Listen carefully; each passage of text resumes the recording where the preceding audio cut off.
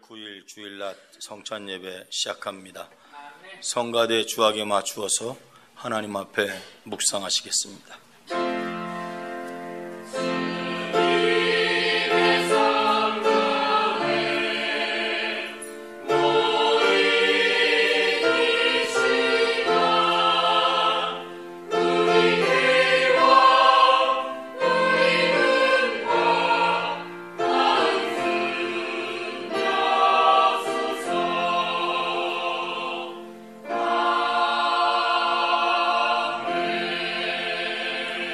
거짓 선지자들을 삼가라.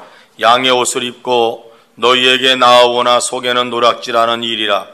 그들의 열매로 그들을 알지니 가시나무에서 포도를 또는 엉겅퀴에서 무화과를 따겠느냐.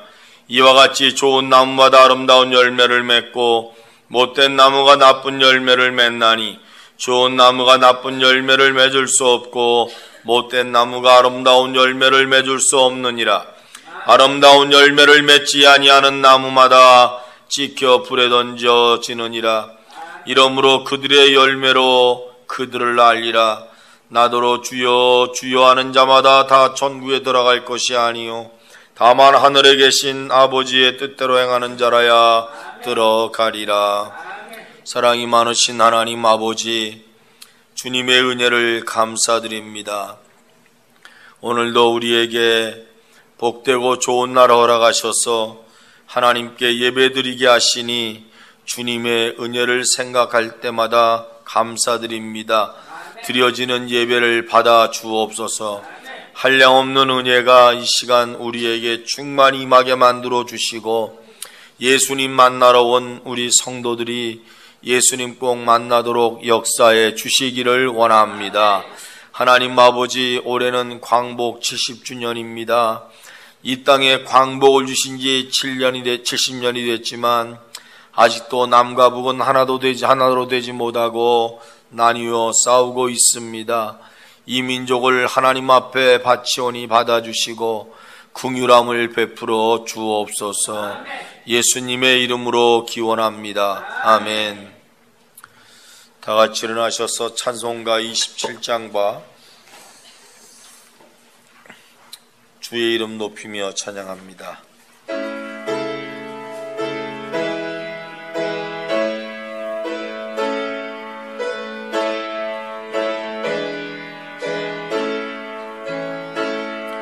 빛나고 높은 보좌와 그 위에 앉으신 주 예수 얼굴 영광이 해같이 빛나네. 해같이 빛나네. 지극히 높은 위엄과 한없는 자비를 무천사 소리 합하여 늘 찬송 드리네. 늘 찬송 드리네. 영죽을 나를 살리려 그 영광 떠나서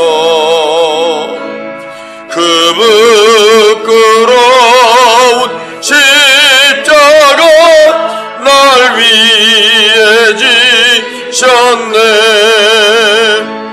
날 위해 지셨네. 나 이제 생명 있음은 주님의 은혜와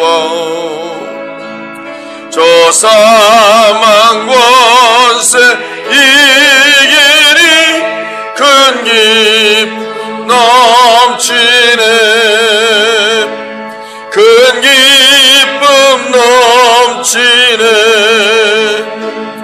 주님의 보좌 있는데 전한 몸 이르러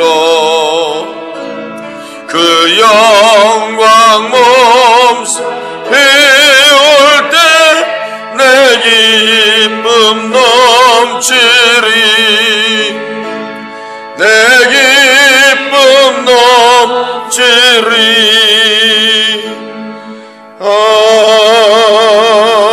아멘.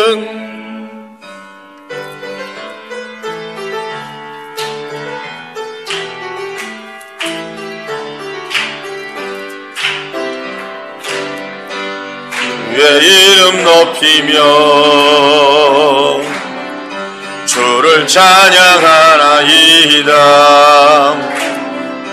나를 구하러 오신 주를 기뻐하나이다. 하늘 영광 버리고 이 땅 위에 십자가를 지시고 죄사했네. 무덤에서 일어나 하늘로 올리셨네. 주의 이름 높이리. 주의 이름 높이며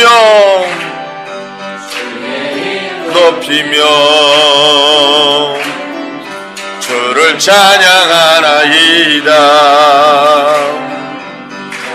구하러 오신 주를 기뻐하나이다. 하늘 영광 버리고 이 땅 위에 십자가를 지시고 죄사했네. 무덤에서 일어나 하늘로 올리셨네. 주의 이름 높이리. 성경 봉독하시겠습니다. 출애굽기 12장 37절부터 42절까지 말씀입니다. 이스라엘 자손이 라암셋을 떠나서 수콧에 이르니 유아회에 보행하는 장정이 60만 가량이요 수많은 잡축과 양과 소와 심이 많은 가축이 그들과 함께 하였으며 그들이 애굽으로부터 가지고 나온 발교되지 못한 반죽으로 무교병을 구웠으니 이는 그들이 애굽에서 쫓겨남으로 지체할 수 없었음이며 아무 양식도 준비하지 못하였음이었더라. 이스라엘 자손이 애굽에 거주한 지 430년이라.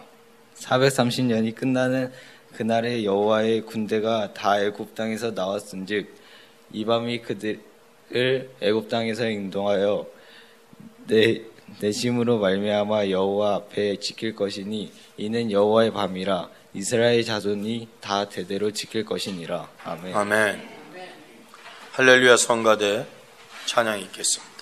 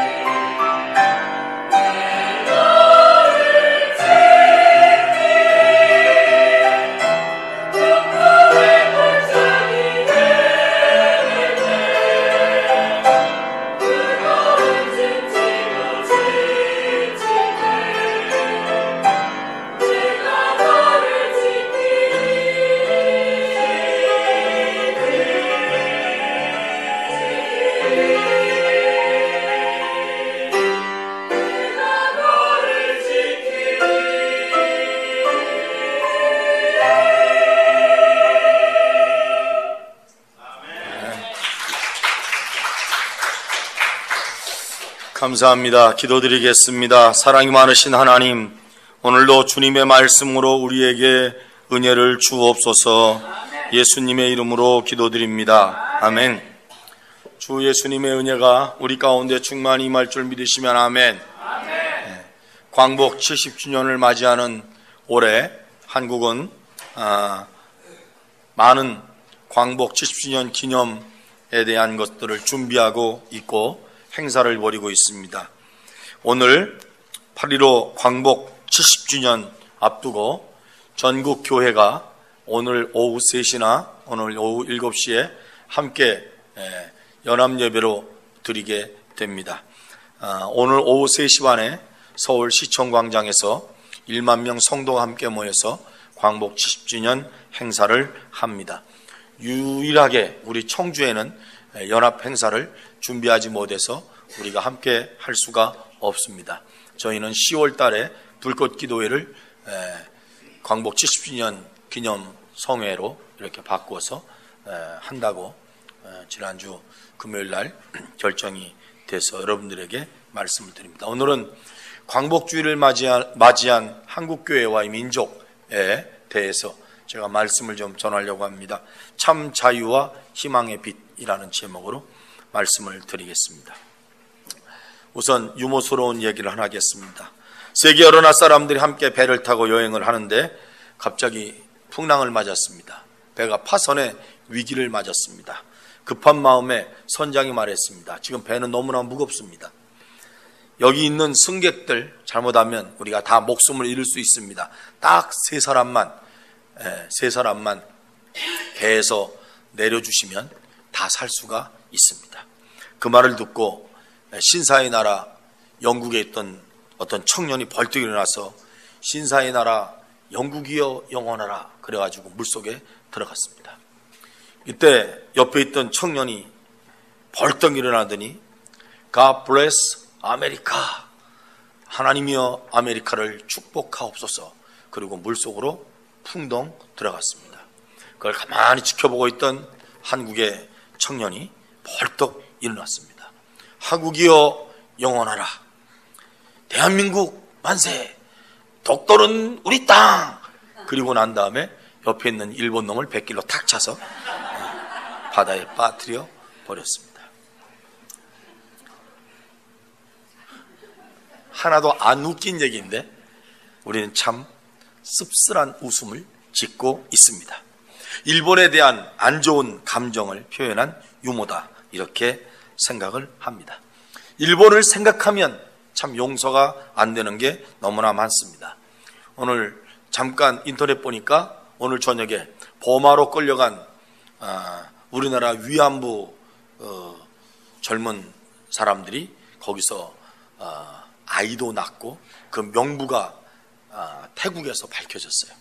그래서 그 명부에 있는 사람을 찾아서 살아있는가 죽어있는가 추적을 했는데 이제 그 지역에 살던 그 지역 지금의 미얀마 사람들이죠. 그 사람들이 하는 말이 저 앞에 한국 여자들을 가두는 감옥이 있었는데 일본이 도망갈 때 다 총살하고 도망갔다. 이런 것들이 지금 증언이 돼서 오늘 저녁인가? 하여튼 이번 주간에 그게 방영이 될 거다. 그런 얘기를 듣고 너무나 가슴이 아팠습니다. 며칠 전에 일본하고 축구를 했습니다. 일본한테 지진 않았지만 이기지도 않았습니다. 비겼습니다. 비겼으니까 다행이지 졌으면 우리 온 민족이 열받을 뻔했습니다. 상처가 너무나 큽니다. 지금 한국과 일본 가운데 불편하게 만드는 낱말이 하나가 있습니다. 그것은 다름 아닌 역사 왜곡이라는 말입니다. 자기들 스스로가 지은 죄를 인정하지 않고 역사를 왜곡해서 만들려고 합니다. 일본 사람들이 과거 역사를 왜곡하여 일본 귀신을 섬기게 했던 신사 참배는 강요가 아니고 장려였다 이렇게 말합니다.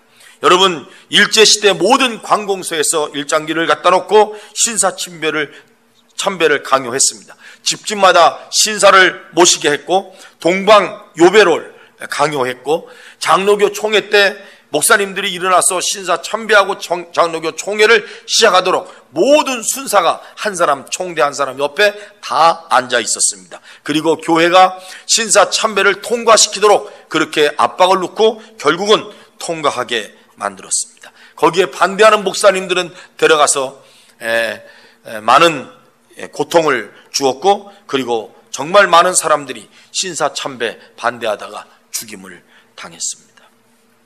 광복이라는 말을 무슨 말로 우리가 표현합니까? 광복은 한문입니다. 빛날 광에 회복할 복자입니다. 어둠 속에 갇혀 있다가 다시 빛을 찾은 날이 광복이다. 어떤 사람들은 광복이라는 말이 좀 약하다, 해방이라고 그러자, 해방이라는 뜻을 보니까 풀해자 노을방자입니다. 풀어서 놓다, 묶인 것으로부터 자유를 얻었다, 그런 의미가 그 안에 있습니다. 1939년에 독일과 일본에 의해서 일어났던 세계 제2차 전쟁은 6년 동안 계속됐습니다. 세계 2차 전쟁 중에 죽은 사람이 4천만 명에서 5천만 명이나 됩니다. 일제 36년 동안 우리는 주권을 행사하지 못했습니다. 외교권이 없었습니다. 통상권이 없었습니다. 경제, 법률 등의 모든 권한을 다 빼앗기고 말았습니다. 우리나라 사람들은 자기 이름을 쓰지 못했습니다. 조상들이 우리에게 물려줬던 성을 다 빼앗겨버리고 말았습니다. 학교에서는 세종대왕이 만든 훈민정음 한글이 아닌 일본의 글을 우리가 배웠고 해야만 했었습니다. 조상대대로 물려받은 토지를 강제로 빼앗겼습니다. 그래서 중국이나 해외로 망명 갔던 젊은이들이 얼마나 많은지 모릅니다. 우리나라의 젊은이들은 정말 많이 끌려가서 죽도록 노예처럼 살았습니다. 지금도 일본이나 그리고 또 사할린 같은 곳에 우리나라 젊은 사람들이 끌려가서 노동한 흔적들이 그대로 남아 있었습니다. 2차 세계대전 일본의 부족한 전쟁 물자, 식량을 공급하기 위해서 우리나라의 모든 물건들을 약탈해 갔습니다. 그리고 전쟁터에 끌려가서 제일 앞에 총알바지로 대한민국 젊은 청년들을 세웠습니다. 여성들은 위안부로 끌려가서 일본 군인들의 성적인 놀이개로 만들었습니다. 그리고 지금 와서 하는 말이 그런 거 없었다고 발뺌합니다. 20세기 세계를 침략으로 물들인 나라가 크게 둘이 있었습니다. 하나는 독일이고 하나는 일본이었습니다. 아시아는 일본이 피로 물들였습니다. 유럽은 독일이 피로 물들였습니다. 독일은 역사 왜곡을 안 합니다. 독일이 유대인을 가장 잔인하게 학살한 장소가 아우슈비츠였습니다. 지금 그 장소에는 독일의 모든 학생들이 그곳을 견학을 갑니다. 그러면서 우리 조상 정부가 이렇게 못된 짓을 했다고 아이들한테 가르칩니다. 다시는 이런 일이 있으면 안 된다고 말합니다. 독일의 총리는 그대 가서 무릎을 꿇고 사죄를 합니다. 우리가 나쁜 사람이었다고. 베를린 중심에 있는 브란데부르크 문이라는 곳이 있습니다. 굉장히 좁고 이 독일 사람들의 어떤 자부심이 있는 그곳입니다. 그 옆에다가 검은 돌, 큰 돌입니다. 직사각형, 정사각형 이 돌멩이를 갖다가 1000개 이상을 갖다가 세워놨습니다. 새까만 돌들입니다. 이 새까만 돌들 1000개를 갖다가 대리석으로 만들어 놓고 이렇게 말하고 있습니다. 우리가 독일이 유대인에게 이렇게 어둠을 만들었었습니다. 우리는 우리의 가장 중요한 문인 이 문 앞에 이것을 세워놓음으로 말미암아 우리의 잘못을 회개합니다. 일본은 역사 왜곡의 길을 가고 있습니다. 자신들이 과거에 저지른 잘못들을 솔직히 인정하고 용서를 구한 뒤에 다시는 그런 과오를 범하지 않도록 후손들을 지도해야 될 것입니다. 정말 고민이 많습니다. 512년 신라시대 지중왕 그때부터 독도는 우리 땅이다라고 우리의 삼국사기가 분명하게 증언하고 있습니다. 1905년에 독도를 다케시마라고 부르면서 일본에 편입시킨 뒤에 독도는 자기들 땅이라고 우기고 있습니다. 우기고 있는 데는 어떻게 할 수가 없어요. 오늘 우리가 읽은 말씀은 이스라엘 백성들의 해방의 말씀입니다. 하나님께서 이 말씀의 존재를 통해서 우리의 존재가 무엇인가를 알려주시는 말씀이 아닌가 이런 생각을 합니다. 저는 이 말씀 가운데서 간단하게 세 가지 얘기를 하려고 합니다. 정말 우리는 자유의 빛을 찾았는가? 우리의 삶의 주소가 현재 무엇인가? 저는 이 민족에게 하나님께서 이스라엘 백성에 주신 이 말씀을 그대로 빌리자면 삶의 주소가 바뀌어져야 된다, 이런 생각을 합니다. 왜냐하면 오늘 출애굽기 12장 36절에 보면 이스라엘 백성들이 애굽에서 가나안으로 자신들의 삶의 주소가 바뀌고 있습니다. 애굽은 세상입니다. 가나안은 하늘나라입니다. 영적인 의미입니다. 그런데 육체적인 의미에서 애굽은 속박당하고 노예생활하고 압박당하고 자신들의 주권을 잃어버렸던 그러한 자유 없는 땅을 말하고 있습니다. 가나안 땅은 하나님이 주시는 평화의 땅이고, 가나안 땅은 축복의 땅이고, 가나안 땅은 약속의 땅이고, 하나님께서 그 민족에게 주셨던 그 땅입니다. 그 땅, 지금까지 그 땅을 빼앗겨 버렸습니다. 이스라엘은 그 땅을 빼앗기고 남의 나라에 가서 종살이 했습니다. 여전히 노예의 삶을 살았던 그 모습을 하나님께서 이끌어내셨습니다. 그리고 그들을 해방시켰습니다. 그들은 바로의 손에 붙잡혀 있었습니다. 애굽의 손에 붙잡혀 있었습니다. 누구도 그들을 도와주지 않았습니다. 그런데 하나님께서 모세를 불러서 그들을 이끌어내야겠다고 말씀하셨습니다. 그래서 그날을 이스라엘 백성들은 유월절이라고 말합니다. 우리를 해방시켜 주신 날, 우리나라는 광복절이라고 말하지만 이스라엘 백성들은 그날을 유월절이라고 말합니다. 해방시켜 주신 날. 여러분, 지금 우리가 속박돼 살고 있습니까? 예수 믿으면서 아직도 옛날 죄의 구렁텅이에서 살고 있습니까? 아직도 예수 믿는 자유인으로 사는 것이 아니라 아직도 죄에 얽매여서, 과거에 얽매여서 무언가 붙잡혀서 우리가 살고 있습니까? 지금도 우리의 의식 속에 내 삶의 주소가 여러분 과거에 뭉쳐서 애굽으로 돌아가야 되겠다, 애굽으로 가자, 이런 생각 가지고 살고 있습니까? 이스라엘 백성들은 처음에 애굽에서 나올 때 하나님이 그들을 자유를 주었습니다. 애굽 사람들이요, 자기 자식을 다 잃었을 때 그들이 막 울고 그럴 때 여러분 하나님이 출발하라고 그럽니다. 출발하라고 할 때 이스라엘 백성들이 뭐 하는지 아십니까? 애굽의 집에 다 쳐들어가서 그들 집에 있는 비싼 물건을 싹 훔쳐갖고 나옵니다. 그리고 그거 갖고 나와서 뭐 하는지 아십니까? 광야로 나왔습니다.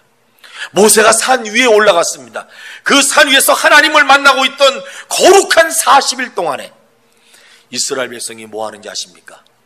그들이 훔쳐갖고 나왔던 금부치를 가지고 하나님을 만드는, 그리고 금신상을 만들어서 소 같은 형상을 만들어서 그것이 하나님이라고 거기에 제사하고 있습니다.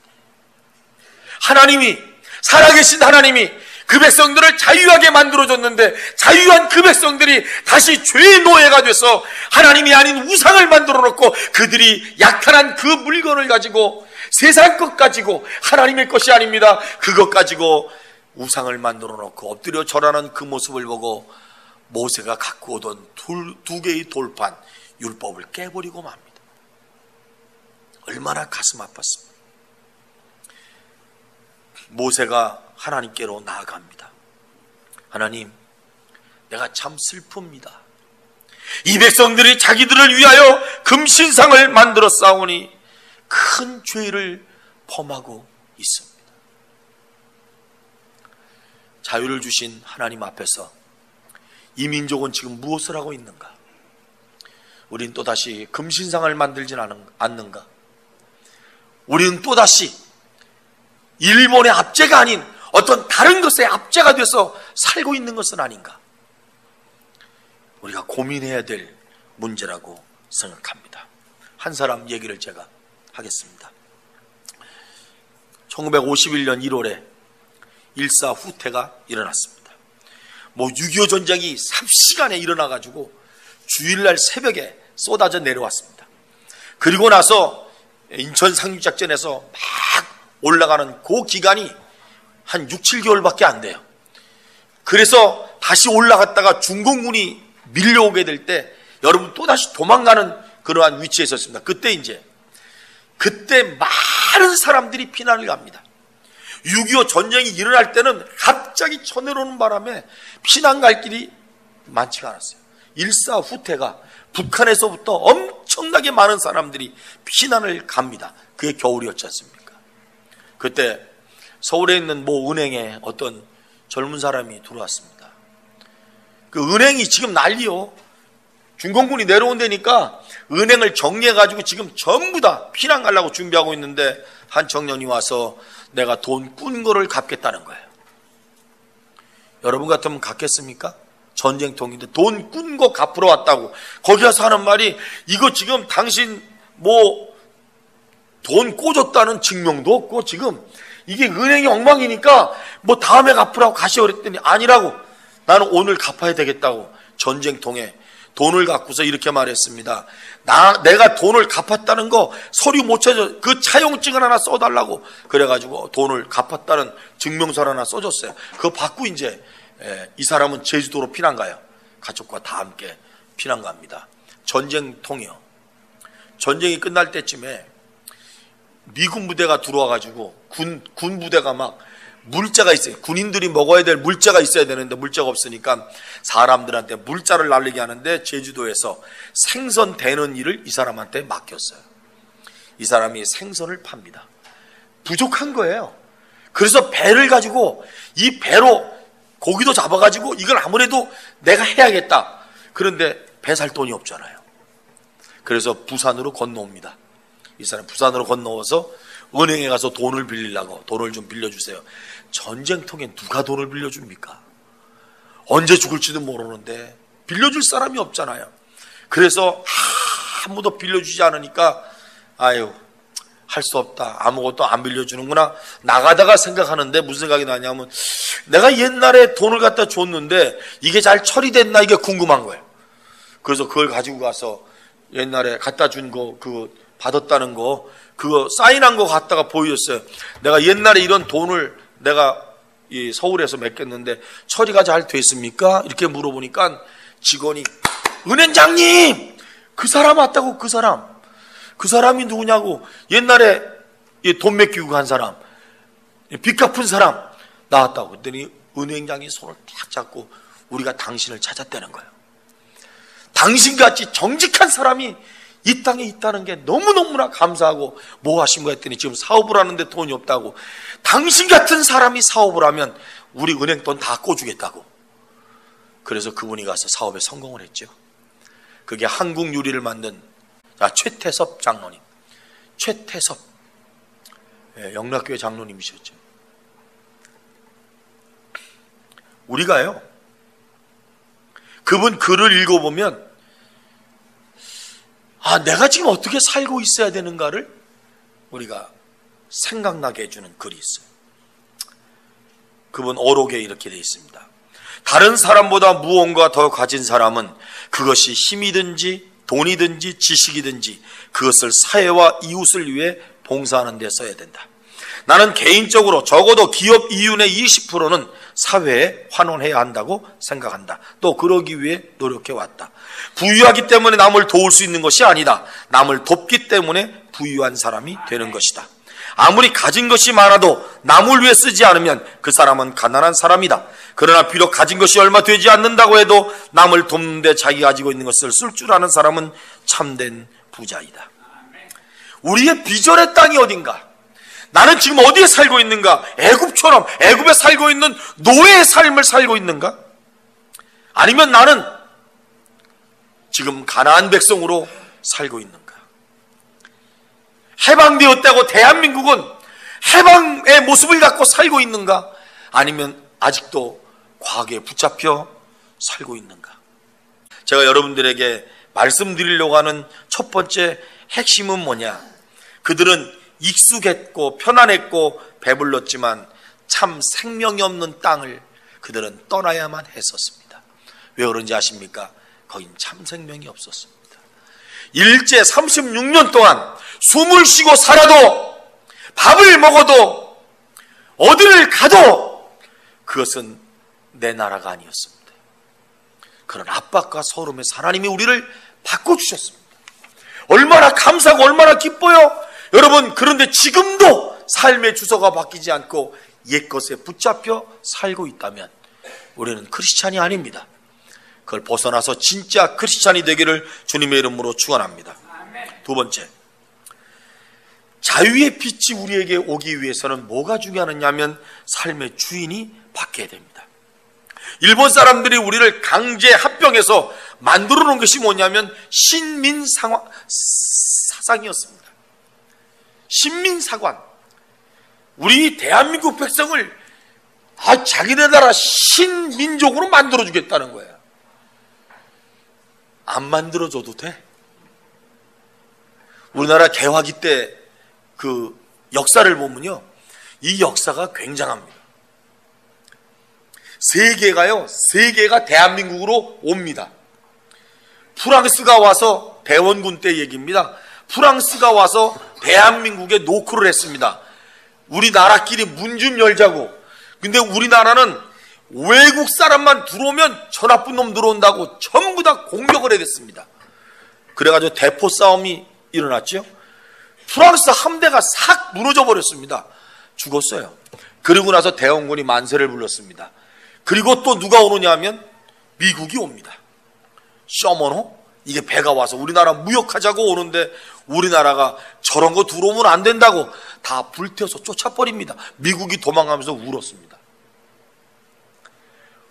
우리나라는 외국 사람이 들어오면 그냥 막 공격하고 저 들어오면 막으라고 그랬습니다. 이 대원군 시대의 정치였습니다.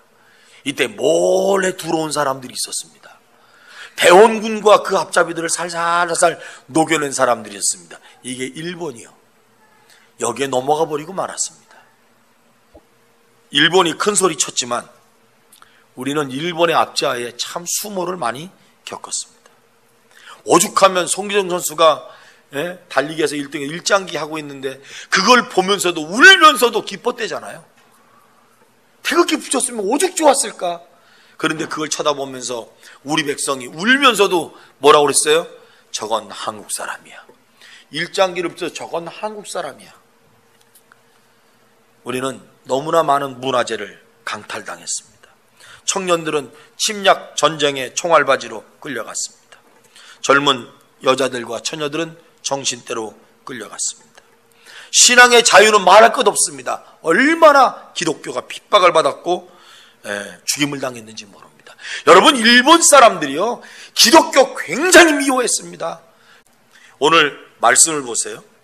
우리는 36년 일제 강점기를 지냈습니다. 오늘 말씀에는 이렇게 말합니다. 이스라엘 백성들은 40절에 애굽에 거주한 지 430년이라. 430년 동안 나라를 빼앗겼어.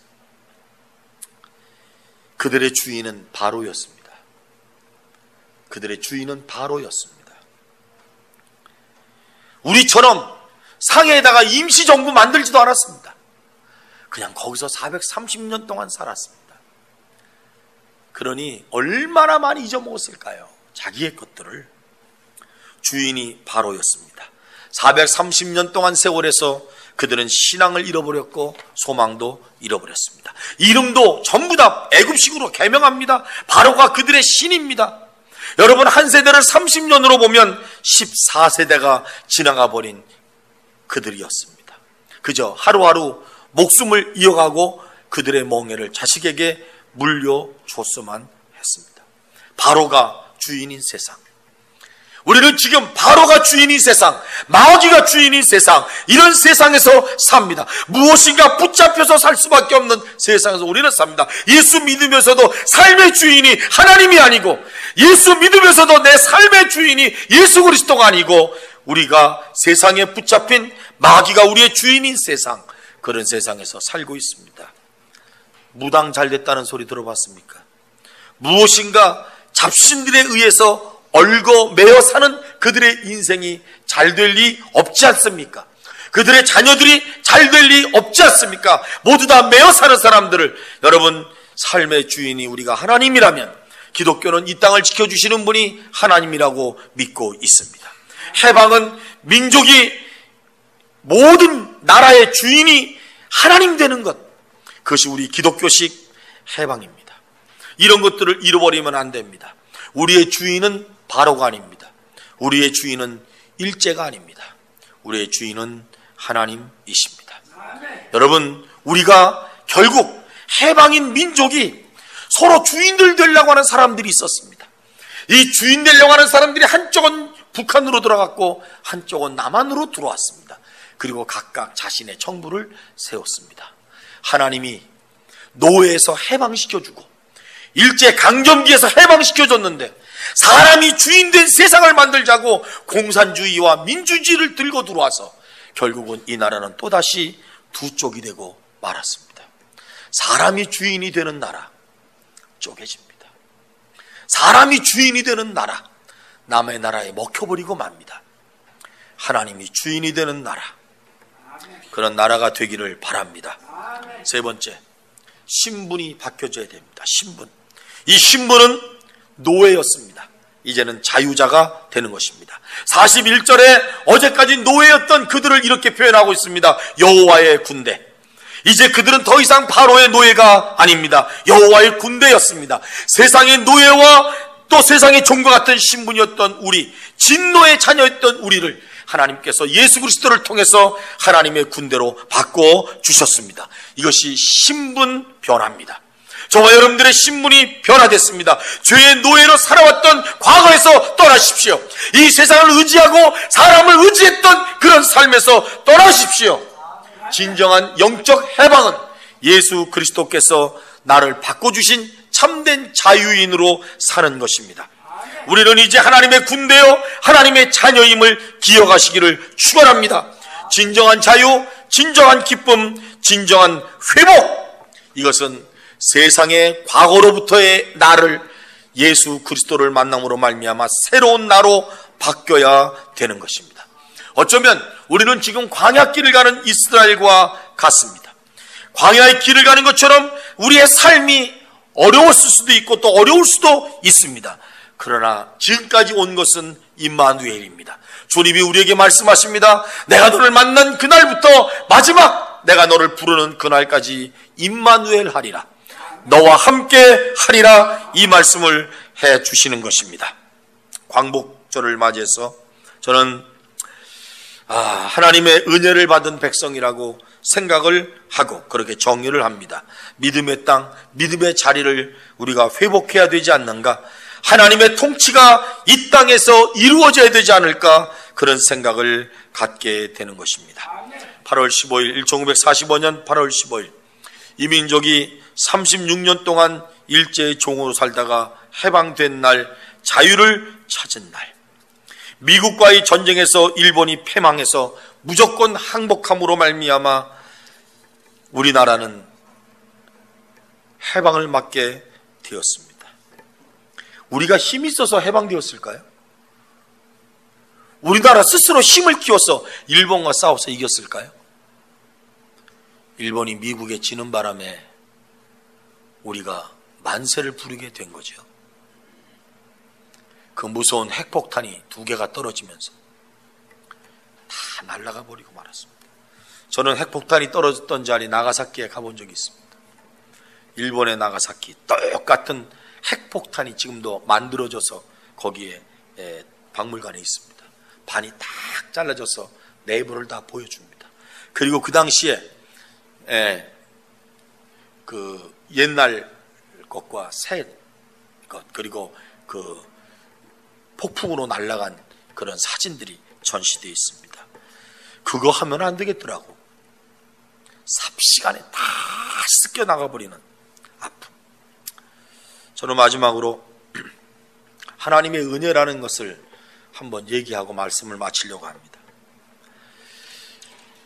일제가 패전이 짙어졌을 때 한국에 있던 일본 지도자들이 모여서 고민을 했습니다. 우리가 패전이 되면 현재 일본에 살고 있는 모든 일본 사람들이 대한민국 사람에 의해서 죽임을 당한다고 생각을 했습니다. 그래서 대한민국에 똑똑하고 지식 있고 이 나라를 이끌어가던 이런 사람들을 잡아다가 죽여야 된다고 생각을 했습니다. 그리고 그 사람들을 색출했습니다. 그 사람들의 숫자가 20만 명이었습니다. 20만 명의 대한민국 지도자들과 기독교인들을 죽이려고 작정한 날이 8월 17일이었습니다. 다시 말하면 불임절이 있었던 이스라엘의 하만의 시대, 똑같이 우리나라에도 있었습니다. 8월 17일이면 한국의 20만 명의 지도자와 기독교인들이 죽임을 당하는 겁니다. 그리고 그들이 철수하려고 생각을 했습니다. 그런데 8월 15일 날 해방이 됐습니다. 만약에 8월 15일 날 해방되지 않고 8월 18일 날 해방됐으면 우리나라의 지도자 20만 명은 죽임을 당했습니다. 여러분 아시지만 그 당시에 우리나라의 핵심 지도자들은 대한민국이 없었습니다. 다 미국, 중국, 만주에 있었습니다. 아시죠? 다 나가서 독립운동했지 이 안에서 싸워서 독립운동한 사람 없습니다. 걸리면 죽는 시대니까. 그래도 불구하고 그것을 끝까지 지키면서 한 사람들이 있었습니다. 그게 누굽니까? 기독교인들이었습니다. 그래서 기독교 목사와 지도자들을 죽이려고 작정을 했습니다. 어떻게 죽이려고 하는가 계획을 짰습니다. 히틀러 같은 생각을 했습니다. 방공호를 만들어서 방공호로 대피시키자 그래가지고 명단에 올라온 사람들을 방공호에다 집어넣습니다. 또 다 그곳에다가, 물론 지역은 다 다르겠지만 방공호에다 집어넣어서 거기다 독가스를 집어넣어서 죽이려고 회의를 했습니다. 근데 조국의 광복이 8월 15일 날 오는 바람에 살았습니다. 저는 하나님의 은혜는 이거라고 생각해요. 그 당시에 죽을 수밖에 없었던 살생부 명단이 있습니다. 그 사람들은 하나님의 은혜라고 생각을 하죠. 광복은 하나님의 은혜입니다. 우리 백성들이 힘을 키우고 싸워서 쟁취하고 해방된 게 아닙니다, 여러분. 일본이 미국을 건드렸다가 얻어 터지는 바람에 손 들고 전쟁이 끝나는 겁니다. 하나님의 은혜로 이 백성에게 광복을 주신 것은 하나님의 선물이다. 이 선물을 받은 우리 백성이 지금 어떻게 살고 있나? 남과 북이 서로 잘려서 살고 있다. 빨리 하나 됐으면 좋겠다. 그렇게 돼야 됩니다. 사람이 세운 나라 무너집니다. 하나님이 세우고 하나님이 지켜주시고 하나님이 은혜를 주는 나라, 그런 나라, 여러분 영원토록 주님 오실 때까지 우리나라가 그런 나라가 됐으면 좋겠습니다. 기도드리겠습니다. 하나님,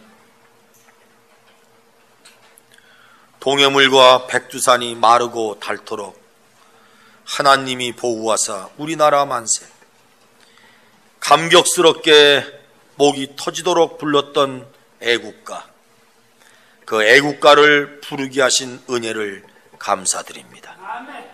잃어버렸던 주권을 회복하고 잃어버렸던 국호를 회복하고 잃어버렸던 자주권을 회복했던 이 민족에게 광복의 선물을 주셨음을 진심으로 감사드립니다.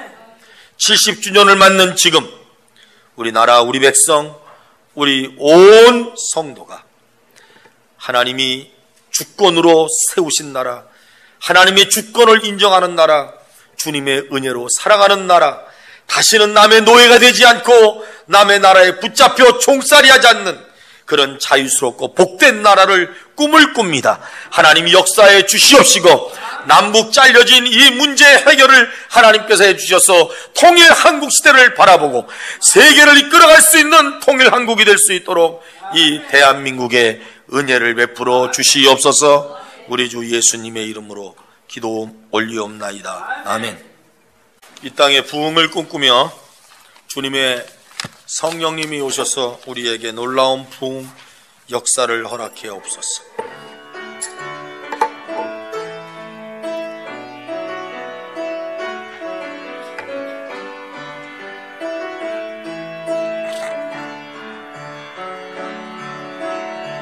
오소서 진리의 성령님,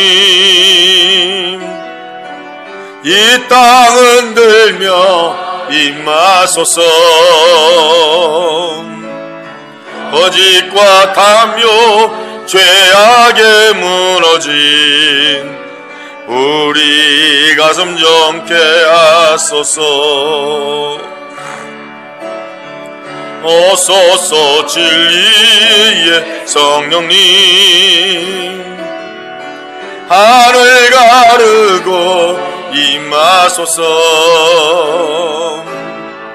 거짓 읊고 하늘로서 임하사 타오르게 하소서. 주 영광 위에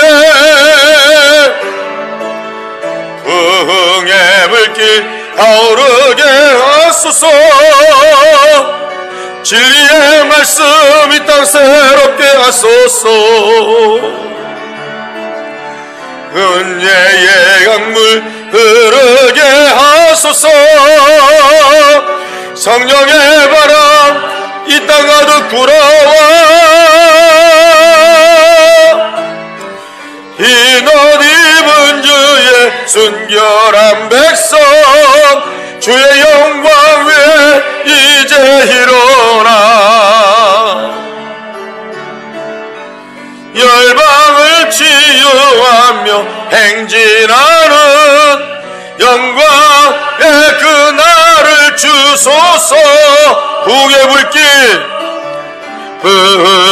불길 타오르게 하소서. 진리의 말씀 이 땅 새롭게 하소서. 은혜의 강물 흐르게 하소서. 성령의 바람 이 땅 가득 불어와 흰옷 입은 주의 순결한 백성, 주의 영광 위에 이제 일어나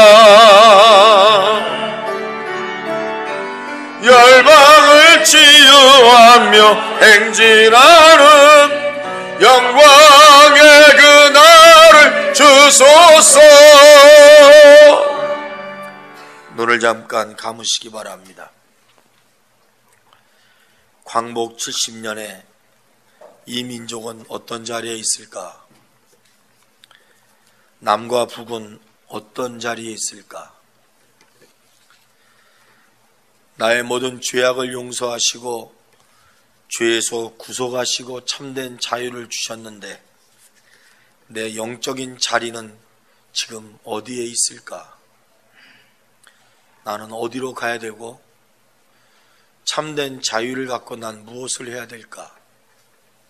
한 주간 동안 마음속 깊이 생각해 보면서 자신의 자리를 더 굳건히 할 수 있는 계기가 됐으면 좋겠습니다. 기도하겠습니다. 이제는 우리 주 예수님의 은혜와 극진하신 하나님의 사랑과 성령님의 그 감동, 감화, 교통, 위로하시는 은총이 해방을 맞은 이 백성 70년 동안 은혜를 누리게 하시고 새로운 미래 비전, 희망을 꿈꾸게 하시는 그 놀라운 은혜의 역사가 이 민족과 그리고 우리 사랑하는 성광교회 모든 성도들 머리 위에 이제로부터 영원토록 함께하옵시기를 예수님 이름으로 간절히 축원하옵나이다. 아멘.